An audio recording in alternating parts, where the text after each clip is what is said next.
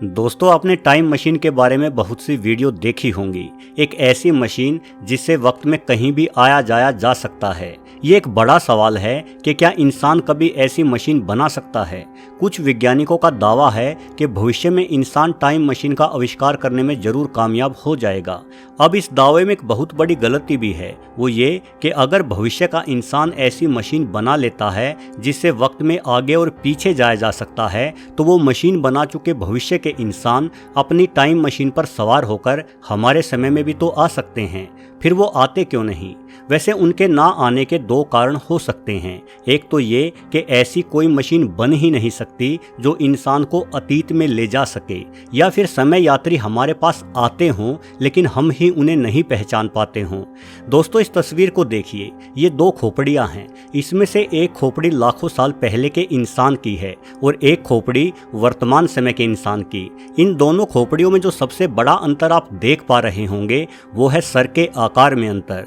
प्राचीन मानव के मस्तिष्क का आकार छोटा होता था, अतः उसकी खोपड़ी में सर या मस्तिष्क की जगह भी छोटी ही है। आज के इंसान की बौद्धिक क्षमता काफी बढ़ चुकी है, तो धीरे धीरे हमारे दिमाग सहित हमारी खोपड़ी का आकार भी अधिक हो चुका है। अब इस तस्वीर को देखिए, ये एक एलियन की शक्ल है। जिन्होंने भी एलियन को देखने का दावा किया है उन सब ने एलियन की ऐसी ही शक्ल बताई है।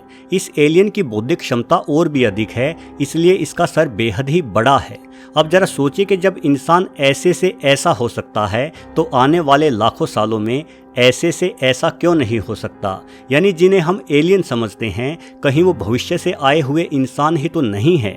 हो सकता है कि विकास के दौर से गुजरते हुए उनकी शक्ल ऐसी हो गई हो, शक्ल के साथ साथ उनके यानों में भी बदलाव आ गया हो सकता है कि उनके ये यान ही टाइम मशीन हो जिसमें बैठकर वो समय यात्राएं करते हैं और हम इन यानों को सुदूर अंतरिक्ष से आई यूएफओ समझ बैठते हैं।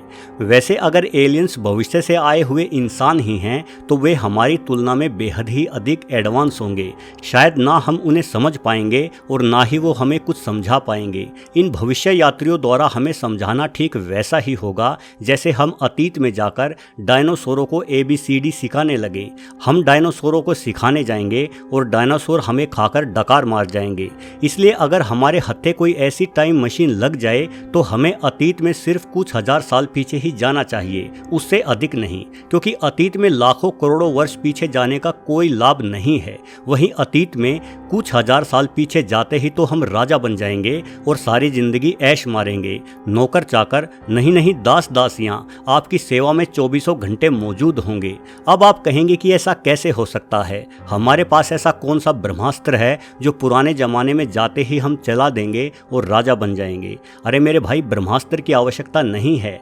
अगर आपके पास कोई टाइम मशीन होती तो उसमें बैठकर मुगल बादशाह अकबर के ज़माने में चले जाओ और सिर्फ अपने स्मार्टफोन पर उन्हें एक वीडियो चलाकर दिखा दो। ईमान से जिल्ले इलाही की आंखें फटकर जमीन पर गिर जाएंगी और आपको संसार का सबसे बड़ा जादूगर घोषित करके अपनी राजगद्दी आपको सौंप देंगे। आप अकबर बादशाह को समझाना कि एक ऐसा यंत्र है जिसमें कभी भी कुछ भी कहीं भी और किसी को भी देखा जा सकता है, और ये यंत्र तीनों लोगों को बनाने वाले भगवान ने स्वयं प्रकट होकर आपके शुभ हाथों में सौंपा है।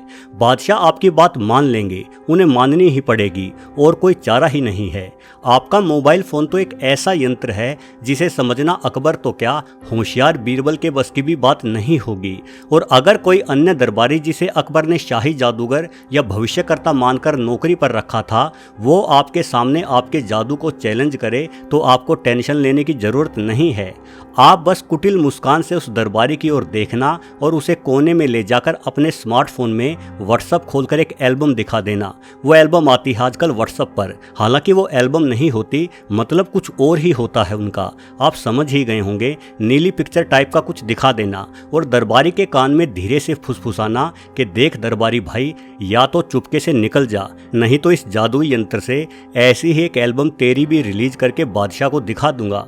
ये सुनते ही दरबारी तो ऐसा भागेगा कि राज्य का सबसे तेज घोड़ा भी उसे नहीं पकड़ पाएगा। वैसे दोस्तों, मुझे कई बार बड़ी ही हैरानी होती है कि आज हम प्राचीन समय के लोगों की तुलना में कितने ज़्यादा एडवांस हैं, कितने ज़्यादा बुद्धिमान हैं। हमने विज्ञान के दम पर कितने ज़्यादा सवालों के जवाब ढूंढे हैं। फिर भी कुछ लोग कहते हैं कि वेद पढ़ो, उनमें सारा ज्ञान है, कुरान पढ़ो, वहाँ सारे सवालों के जवाब मिल जाएंगे। कैसे मिल जाएंगे भाई, कैसे? हम अपने यान लेकर अंतरिक्ष में गए तो जाना कि धरती चपटी नहीं गोल है। कुरान लिखने के ज़माने में यान नहीं होते थे। उस ज़माने के लोग तो धरती को चपटी समझते थे। वो कैसे हमारे हर सवाल का जवाब देंगे जिन्होंने हमसे कम दुनिया देखी है, हमसे कम सीखा है, हमारी तुलना में कम आविष्कार किए हैं। वो बैलगाड़ी से चलते थे, हम हवाई जहाज़ से चलते हैं। वो भला क्या और किस प्रकार का ज्ञान हमें दे सकते हैं?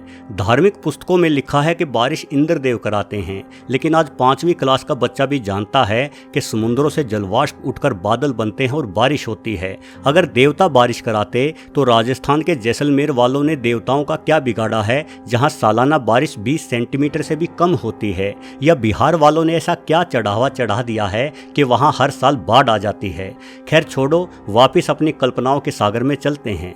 दोस्तों, अगर टाइम मशीन हो तो काफ़ी बड़ी होनी चाहिए, जिसमें हम अपने साथ कुछ अन्य उपकरण भी अतीत में ले जा सकें। फिर तो मैं टाइम मशीन में अपने साथ एक टैंक लेकर जाऊंगा और समय भरूंगा सन 1303 यानी आज से लगभग 700 साल पहले का, क्योंकि यही वह समय था जब अलाउद्दीन खिलजी ने रानी पद्मावती को हासिल करने के लिए राजा रावल रतन सिंह पर हमला बोला था। ये क्या ले आया अलाउद्दीन? ऐसा शस्त्र तो पहले कभी नहीं देखा। देखा आपने शस्त्र? भाई आपका तो पता नहीं, लेकिन मैं तो पहले खिलजी के इन शस्त्रों को देखकर आधे घंटे तक पेट पकड़कर हंसूंगा। बताओ इनमें कौन सा बड़ा विज्ञान है? एक तरफ भारी वजन है जिसे जबरन खींचकर ऊपर उठाया जाता है, दूसरे सिरे पर कुछ पुराने फटे हुए कच्छों को लपेटकर एक गेंदनुमा आकार दिया जाता है। फिर उस गेंद को घोड़ों की लीद से बने तेल में भिगोकर आग भी लगा दी जाती है।